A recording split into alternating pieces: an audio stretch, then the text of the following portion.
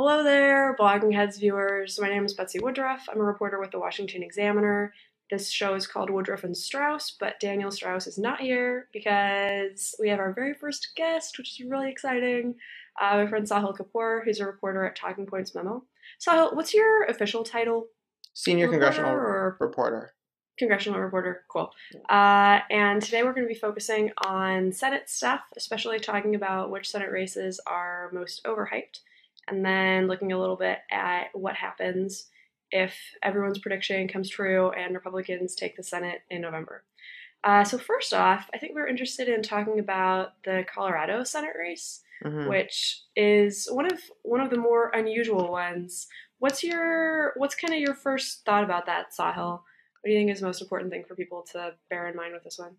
I mean, I think it's a lot more competitive for Udall than it was supposed to be. No one ever really thought the seat was in play. I think the expectation was that Ken Buck would win the Republican nomination and the Democrats would run away with it by something like 5 or 10 points. But I think with Cory Gardner in the race, he's positioning himself a little more cleverly, and it's the race has gotten a lot closer than I expected. I think than I think a lot of Republicans and Democrats expected. So the last I checked, Gardner's within 3 points of Udall, and you never know what's going to happen in the last 7 or 8 weeks of the campaign. Things are the fundamentals favor Republicans, so this I still think Udall has a pretty strong edge. It's going to be difficult to defeat him, but Gardner, the Republican, is doing a lot better than I think many had expected in Colorado.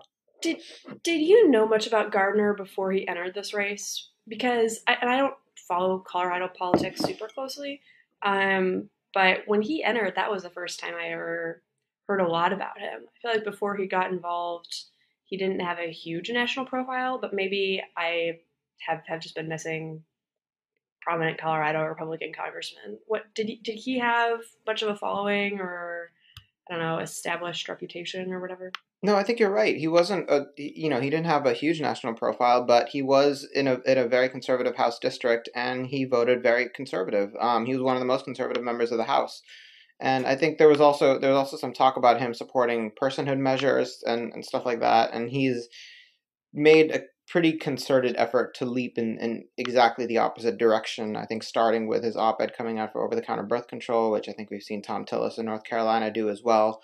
Cory Gardner had voted in 2013, I believe, for the Steve King bill to end DACA, which is the president's deferred action program for young undocumented people. This time around, right before the recess, I think it was August 1st or 2nd, Gardner was one of the few Republicans who voted against it, and that makes sense, sort of, give it, if you want to be a senator from Colorado, where there is a significant Hispanic population, and you can't be super anti-immigrant. So he's Yeah. positioned himself, smartly, I think, but he's, to the extent that I did know him, and I did cover him, he was always a very conservative guy, predictably conservative. I think there's an interesting, like, thoughtful think piece to be written about Colorado Republicans sort of having come to Jesus moments on immigration. Mike Kaufman would be sort of the obvious other example.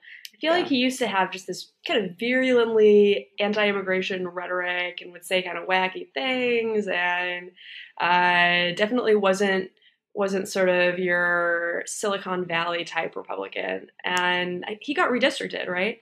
He got redistricted. His district all of a sudden became much more Hispanic, and now he's been studying Spanish and apologizing and sort of Right. doing the "I promise I like Hispanics" apology tour. Right. And I don't know, it's interesting seeing these guys have to very quickly make fairly significant changes in rhetoric and policy just because of how fast American demographics are changing. I agree. Um, It's kind of the perfect microcosm in Colorado because it's a swing state, and it's really the first swing state where we're seeing a significant and growing Hispanic population that candidates there have to contend with. So that's a really good point. I think you raise. Yeah, and I think Virginia and North Carolina are kind of in the same boat, particularly when you have Virginia even 10 years ago being kind of reliably red, but now it's got two Democratic senators, Democratic governor, voted for Obama in both presidential elections, Right. and this former Southern stronghold, and I think in large part because of so much immigration, has become, I mean, I guess it's still a swing state, but it's almost not even a swing state anymore, right? Like it's almost a reliably blue state, It's which is becoming that way crazy to think about. so quickly. Yeah, it's true. This was, Yeah. this is the epicenter of the old Confederacy, and I think even Bill Clinton lost it at least once, if not twice. Huh. Maybe twice. I'm not remembering, but Bill Clinton struggled there, and it voted for Hmm. Obama twice, and even in a very Republican year, the Democratic Senator Mark Warner is going to run away with this by I think at least 10 points or so. So yeah, Hmm. it's shocking how quickly that's happened. But Yeah. I don't know how much that has to do with immigration. I'm really not an expert on the demographics there, but I also think Hmm. from what I've read, I think it has a lot to do with more liberal populations in the northern parts of Virginia. I think that's grown a lot. At least that's what I've heard I've from heard people people joke spoken about to about having DC annex Arlington so that it. so that the So that Republicans would Virginia be could go red competitive. again. Yeah, pretty much. Although then DC would be so soulless. So I don't know if that's a good idea.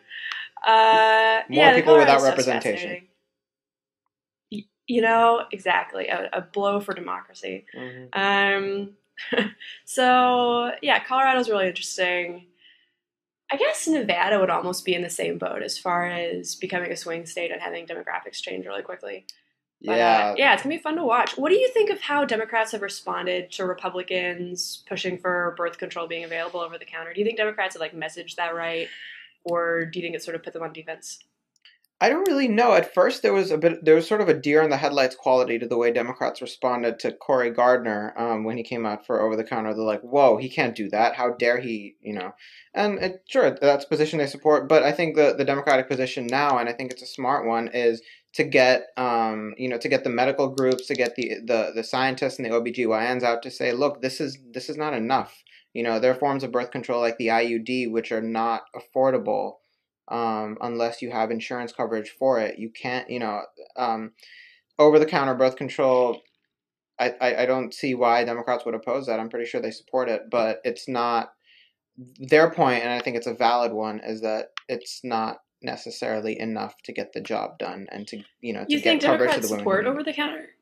You think Democrats support over the counter birth control? To an extent, yeah. I Interesting. think there was a maybe not to the fullest extent that I remember in the Hagen Tillis debate. Hagen talked about how he brought up over the counter birth control and she agreed that it should be as easily accessible as possible, but there's more to it than that. So I mean I think there are nuances within that position, because not Mm-hmm. the pharmaceutical industry, for instance, doesn't want everything to be available over the counter. Right. But Wait, yeah, pharmaceutical industry does or doesn't? They would, right?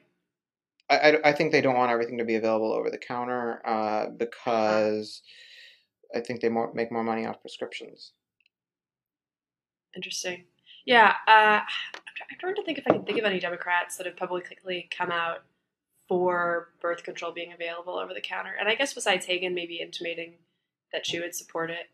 I don't know that I can think of that. Because I know one of Tillis's criticisms of Hagen when they were having that conversation in the debate was, I support over the counter birth control and you don't because you're so cushy and buddy buddy with pharmaceutical companies.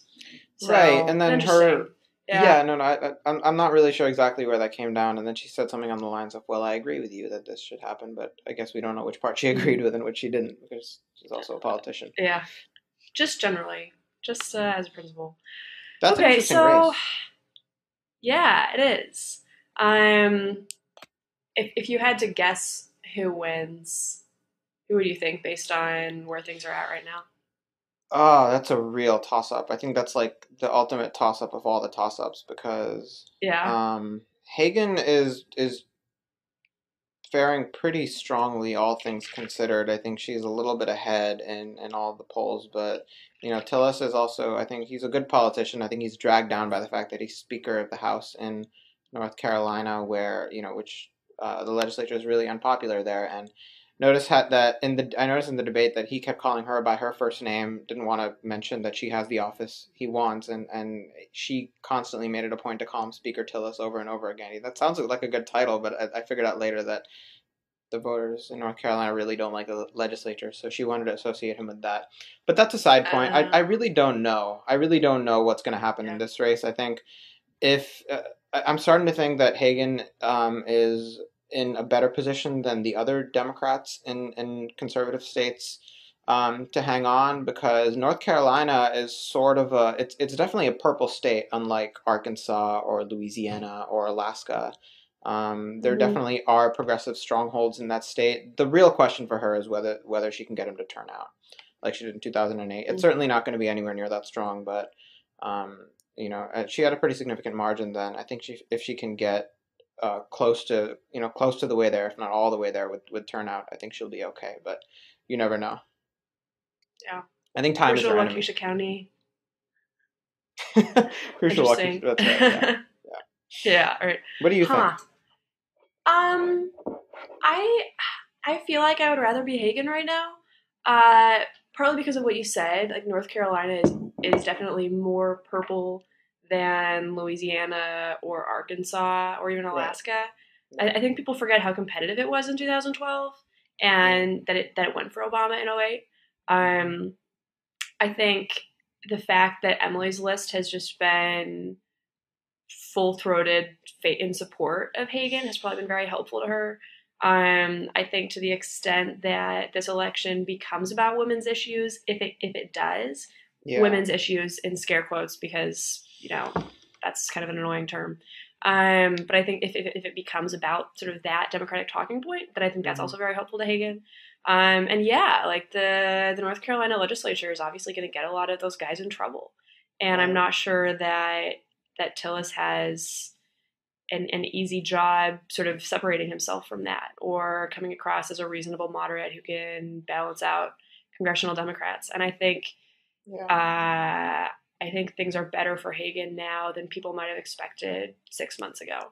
You know what? One thing that's interesting to me, I'm Go ahead. sorry. I said, you know what I One would thing that's love to interesting to see is me, a focus group of North Carolina undecided women voters after that debate, because I think he did well overall. I think Tillis was pretty smooth, and he got a lot of punches in. He got his points across, but there was a little bit of a condescending attitude there. I don't know how that came mm, across, and Hagen had this one moment where she just appeared outraged. I can do math. How dare you say I can't? I don't know. I mm. really don't know how that would come across to the undecided North Carolina woman, because I'm not one, but I'd be very interested. Important caveat. Huh. Yeah, it's an interesting race. It's interesting. It's fun. So the next thing is to have a very smooth segue. The next thing that I think we should talk about is which are the most overhyped Senate races this cycle. Ones that are supposed to be really competitive that maybe aren't. Uh, what do you think as far as races that are less exciting and less fun than we might have thought they would be a couple months ago? Hmm.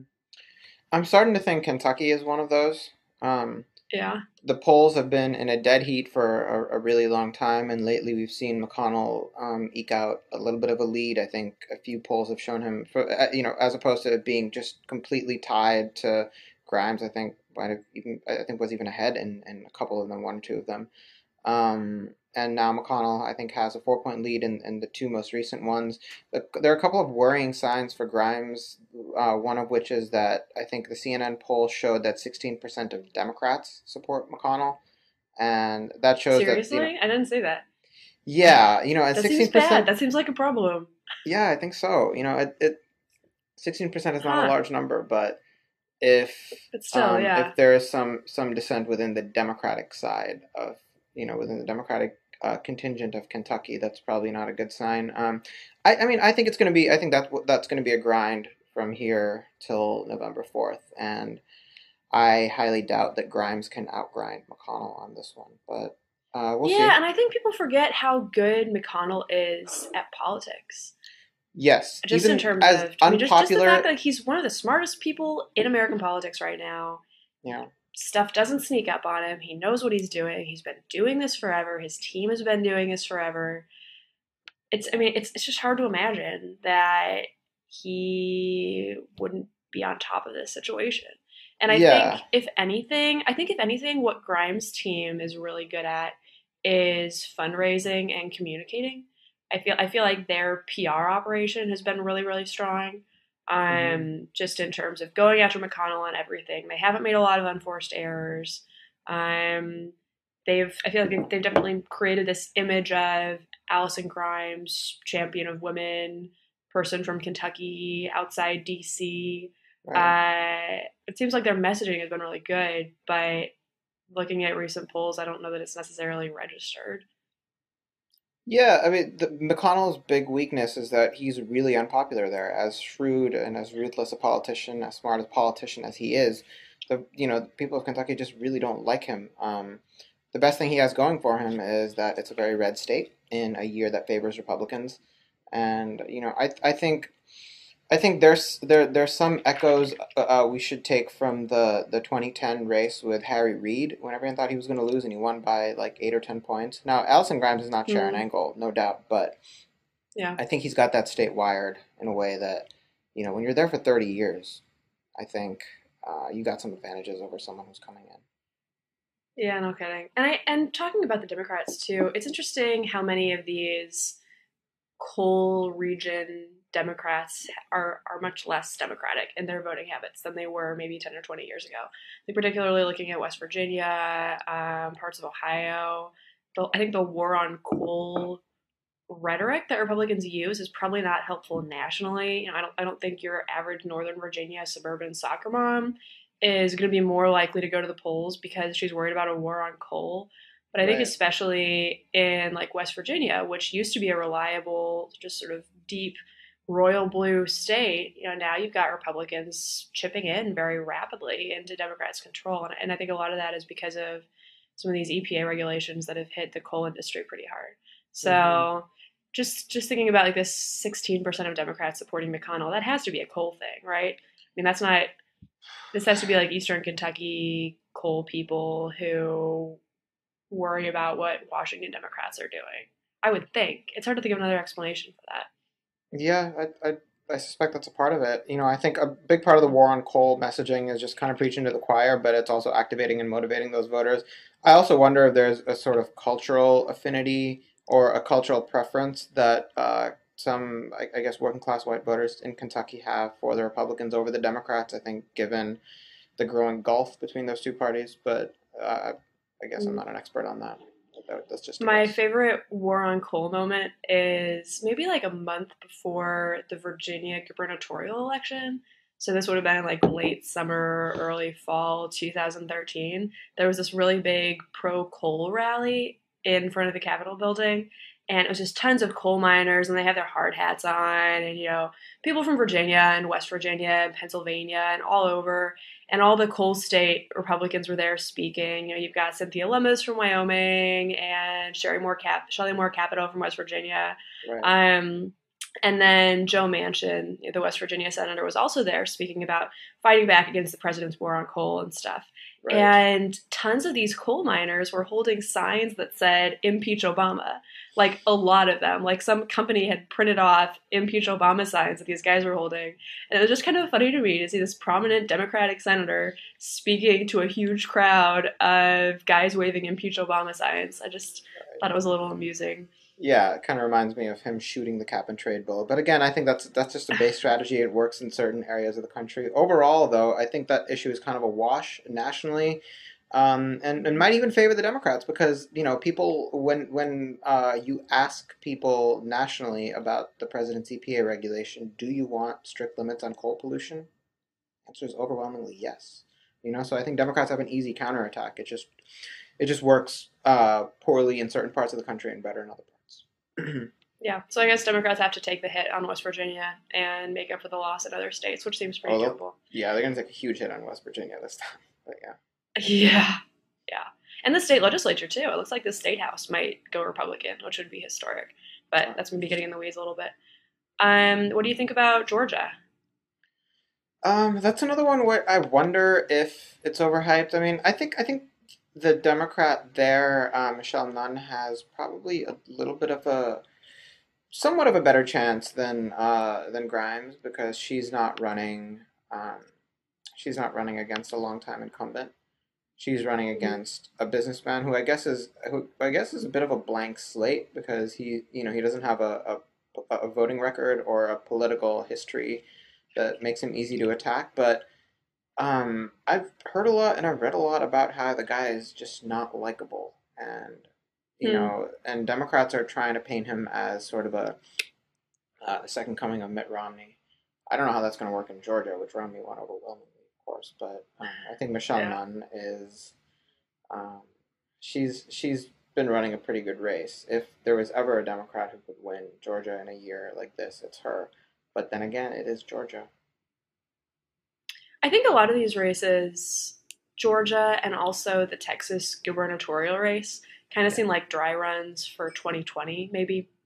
Um, where, I mean, obviously, none is more competitive than Wendy Davis is, but both of yeah, these candidates sort of seem like trial balloons. And depending on how well they can do this year, how well their ground operations are, how much they're able to organize, if they're able to really significantly change turnout, I think that yeah. sends a signal to donors about where they should be investing, especially in Texas. Like if Wendy Davis loses by less than 10 points, even less than 8 points, Hmm. that's a huge indicator that Democrats should just be pouring money into Texas. And I would assume it's kind of the same thing with Georgia, where, Yeah. if Purdue really beats none by a lot, if it's a definitive victory, then I think Democrats in that state are going to have a harder time getting people to invest in it and getting people to get excited about it. Uh, Hmm. but, if it's like 2 or 3 point race, like some polls are showing, then I think 2020 Georgia's maybe Virginia. Is that conceivable? Unless the Republican Party totally changes and I don't know, I mean, the autopsy goes through. If the Republicans lose Georgia, it's hard to think which states would still be in their camp. I would think Yeah, that right, if totally. Georgia is trending blue, and I think it is, but if Republicans can't adapt to that, then they should probably pack up their bags and go home and shut down the party. I think they have so many advantages The there that. party's over. But I think you're Yeah, totally totally. right that in Texas, Dems are playing the long game, and there are real, very significant long-term advantages they have there. I suspect it's not going to happen as soon as they want it to. I think Wendy Davis has a real battle on her hands. I'd be utterly amazed if she wins, but I think you're right. It's a matter of getting close. It's a matter of sending a signal that Texas can, in the foreseeable future, be in play. Yeah, I agree. Any other races that seem overhyped that are not going to be as competitive as we expect? Like, can we talk about Oregon? Yes. Oh, yeah. Which That I one. remember. I remember there was like a 2 week period when everyone said Monica Wiebe is maybe going to be maybe going to win in Oregon, and Right. Oregon's on the map. And I feel like after that, we just never heard about Oregon again. You're right. That is probably the single most overhyped race, and that's not even been that overhyped. But to the extent that it has been overhyped, Mm-hmm. it's been completely false. I think Markley's got he'll probably win by 10 or 15 points, is my guess. Um, she is, she's kind of painting herself. She's kind of portraying herself as the ultimate moderate candidate. She's taken some strides in various different directions.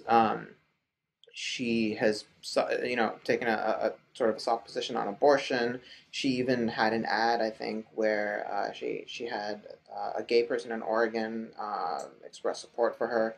She's trying every trick, but I think Markley is very well liked there, and I think he's also running a pretty strong campaign. So I don't think they have a shot there. But it is the Merkley people. I can tell you this: they definitely did not want to run against Webby. They wanted to run Mm-hmm. against I think Jay Conger was his name, the more conservative guy. Jason Conger, I'm yeah, sorry, Jason Conger. Yeah, yeah, I think Jason, yeah, yeah, he was the Rick Santorum endorsee, and yeah.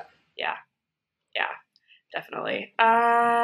Cool. Well, I think the next thing is this Stu Rothenberg article saying, and this was really interesting.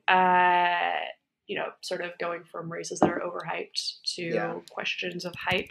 For blogging heads viewers who don't read roll call every day, which would be inconceivable. People would not read roll call every single morning when they wake up. Who are you guys?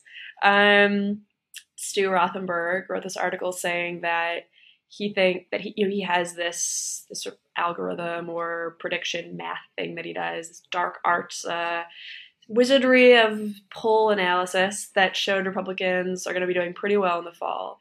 And then he went out on a limb and wrote this column that every single Republican flack emailed to every single reporter in DC saying that that things are probably better for Republicans than they look, and that even though things look good for Republicans right now, that the trend lines are getting better, that Republicans are going to do better than anticipated, and that this is probably going to be a wave election, which is, the fact that he wrote that is very interesting because it's kind of a risky thing to write. That's a fairly bold prediction, big if true. And I think the NRSC is probably linked to that in every single email they've sent out for the last week, understandably. What do you think, Sahil? Do you think that this is shaping up to be a wave election, or do you think Republicans are going to be a little bit disappointed in November? I really don't know about a wave election. I'm not convinced it will be. I think the Republican advantages are in the fundamentals, mainly in voter turnout and in the simple math of the Senate races. It's following the 2008 Democratic wave where a bunch of Democrats won in red states that ordinarily wouldn't. And there certainly isn't going to be a Democratic wave this time. But I don't really see... I mean, look, Stu Rothenberg lives and breathes this stuff. He knows it a lot better than I do. From what I've seen, I'm not quite convinced it'll be a Republican wave because, firstly, their brand is really, really weak. And I think it's kind of rare for there to be a wave for a party when their brand is as weak as it is. The president is kind of locked between this 40 to 45% approval rating, which is low, but I think congressional Republicans are somewhere around 10% or so. So, it's going to be... and Congress is lower. Congress as a whole is lower than 10%. So, Jeez. I just think That's everyone is hated. Everyone is really disliked. But the Democrats' brand is stronger than the Republicans' brand. I think what it'll come down to is the geography of it, turnout. And I don't know that by itself is going to create a wave. I think it's really race by race. But who knows? I think Stu might be right. I guess what strikes me about how we talk about elections is that a lot of, polling data that people cite when they talk about whether or not something is going to be a wave or whether or not things are looking good for Republicans or Democrats, a lot of this data seems to be national. The president's national approval ratings, how Congress is doing nationally. Right. And I just have trouble believing that that's relevant because in this race isn't going to be decided by anyone who lives in New York, anyone who lives in California, anyone who lives in Texas. You look at the most populous states, and not to be uncharitable, but those people's opinions really don't matter when it comes to who controls the Senate. This control of the Senate is going to be decided by a couple thousand people in Alaska, a couple thousand people in Arkansas. If something crazy happens, a couple thousand people in Michigan. And what a bunch of folks in Indiana or Illinois or Florida think about it. I mean, it's not really relevant. I just have trouble buying that national trend lines are going to come into play for Mark Pryor in Arkansas. Right. Or even, like you said, for Mitch McConnell in Kentucky, where the Republican brand is bad, Congress's brand is bad, the Senate's brand is bad, #brands.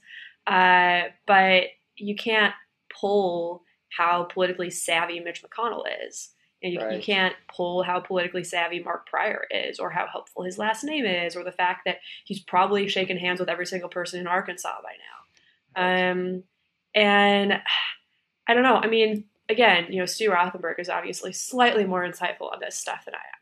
A little bit. But I don't know. I think I'm just not sure. I'm not sure I buy it. And also the other thing that's interesting is how ISIS affects this.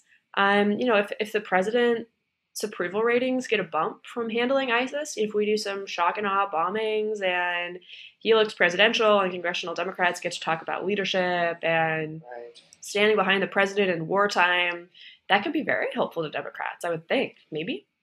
I think so. I definitely agree with that. If true, I think the president's just, since his re-election, he's really been locked in this small, narrow zone of 40 to 45%.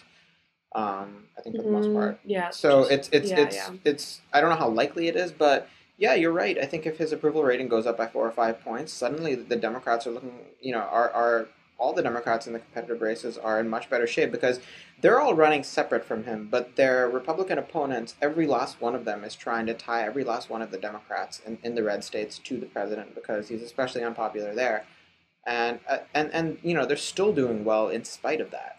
So if Mm. if a lot of voters associate these senators, these Democratic incumbents, with the president, and his popularity goes up, of course, it's going to help them on the margins. Yeah, That's a good point. it's interesting how many ads have pictures of the president in it instead of the Democrat who the candidate's running against. I feel like basically every single Republican Senate candidate ad is here's a picture of the president. Now here's a picture of my Democratic opponent. Vote for Yeah. me. And like that's the ad. And it works because his real ratings are so bad. So I don't know. It's gonna be interesting 2 months. I guess we'll see. I don't know. I feel kind of like a terrible person talking about. So, what does ISIS mean for Arkansas? Like how does ISIS fit into America's internal politicking? I mean, like it's such a horrible group, like literally the most evil people in the world. But it's definitely relevant. I don't know. Yeah, it's one of those known unknowns, I guess, as Donald Rumsfeld might put That's such a great phrase.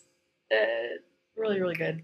Um, So if Republicans take back the Senate and Stu Rothenberg is right and there's a wave and we have Senator Terry Lynn Land and Senator Monica Webby and Senator Scott Brown, what do you think happens in terms of policy? What does that mean for the last 2 years of the Obama administration? Right. So those three races you pointed out, I think those are exactly the bellwethers for where they're going to be a wave. Right. So if the Republicans Mm-hmm. win in Iowa, if they're winning in Michigan, or if they're winning in North Carolina, then yes, then we're looking at a wave, I think. But I Mm-hmm. highly doubt they're going to win any of those three races. Let's say they take the Senate, though. I think they can lose all those three races and still win the Senate. Maybe Right. have 51, 52 senators. This is the question I've been pondering, and I've been trying to figure out what they're going to do. And at this point, I'm convinced it's impossible to really know because there are going to be two strong sort of currents pushing them in opposite directions. One is going to be the desire of people like Mitch McConnell and John Boehner, who are frankly they're institutionalists. They're not Tea Partiers. They don't want to shut down the government and wage these sort of meaningless symbolic fights. They want to actually get something done, and they want to have some sort of a legacy when they're in that position because they know they won't be there forever. So they're going to want to work with the president on things like trade and get things done um, where they can actually change policy and try to pick out the few areas where the president will give a little. Maybe they'll give a little and get something done. Then there's going to be the opposite current, which is going to be the Tea Party faction in both the House and the Senate, who are going to say, well, we just want a huge election. This is the conservative mandate to do extremely conservative things. And, that's going to be the Ted Cruz folks. That's going to be, I think, frankly, Marco Rubio and Rand Paul, who are going to be running probably in 2016. They might, I suspect they'll have the better of that debate because that's just sort of where the Republican Party is now. So the real question is which of those two camps wins out. It could be ugly for Senate Republicans if they take control. I mean, you look at some of the fissures in the conference right now, and tensions, and we know there's really unpleasant, uncharitable backroom conversations and stuff. Right. It's hard to imagine what that would be like if they actually are running things and trying to prioritize what gets voted on, and how do you handle Obamacare when Obama's the president. So, Right. and yeah, like you said, the fact that like half the Senate's running for president right now would definitely make the governing process really interesting. So, yeah, it's weird. Yeah, it's John really Boehner is interesting. I not a mean, Tea this is why Partier. That's a good insight. people I think don't give enough credit to the sort of haven't noticed this enough. But the real reason Mitch McConnell was so eager to stamp out all these Tea Party nominees in places like Mississippi and I think Kansas and really everywhere was not just because he wants to win the Senate, of course he does, but when he does, he wants to have 50, 51 Republican senators or 50 other Republican senators who will vote with him. So he can actually get No things done. He kidding. doesn't have to be dealing with the Ted Cruz and Mike Lee faction, or he doesn't want an emboldened Ted Cruz and Mike Lee faction who are just going to oppose him on everything and prevent him from getting anything done. It really is remarkable how successful he's been at that too. This cycle, absolutely, he failed miserably. Yeah.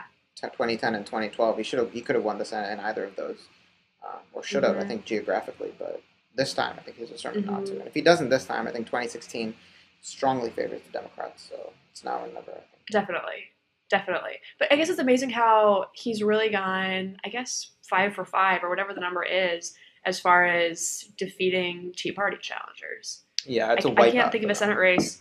It's a wipeout, yeah. I can't think of a Senate race besides arguably Nebraska, and Nebraska doesn't really count, where Mitch McConnell's candidate hasn't just obliterated the SCF, Ted Cruz, Tea Party candidate. I mean, even Mississippi, where McDaniel should have walked away with it, pulled it off. And it's also funny to me how the only really big win for Tea Partiers of this cycle is Dave Bratt beating Eric Cantor, and the National Tea Party had literally nothing to do with that. And if they had anything to do with it, Eric Cantor probably would have taken the race seriously and would have won.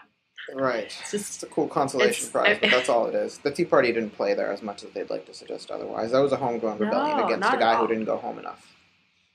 Right. They didn't at all. I mean, I think Cantor lost because he made a lot of unforced errors. He didn't go home. He ran these bizarre attack ads against Dave Bratt that raised his name ID. His guys tried to do some takeover of the Virginia State Party that failed miserably, and that really upset the grassroots people who previously had had a live and let live relationship with Cantor.